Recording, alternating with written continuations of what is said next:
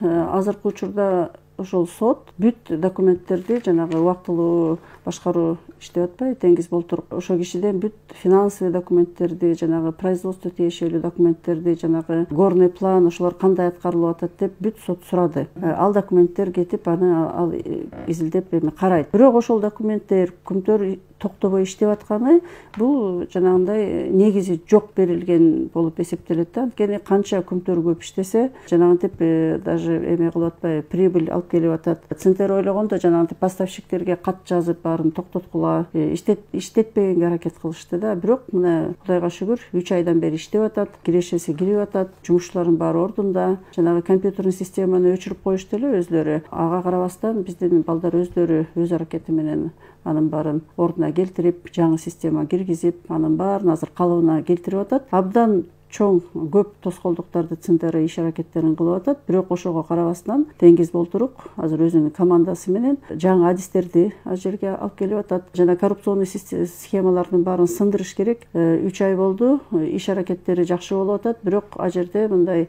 түшүнүп коюш керек, бир күндө бул чечилбейт. Ал жерде баары чырмашып спрут болуп калган. Ал жерде азыркы күндө деле жанагы мурдакы жетекчилер менен байланышкан, өзүнүн кызыкчылыгына иштеген жумушчулар бар да. Особенно жанагы административный жагынан, кадр жагынан көп маселе болуп атат. Эл деле мына угуп атат. Бирок ошол эле учурда жанагынтип жаңыча иштейбиз. Алардын баарын эми мыйзам чегинде кетириш керек да. Эми трудовой кодексти карап, ошонун баарына бир аз убакыт керек да.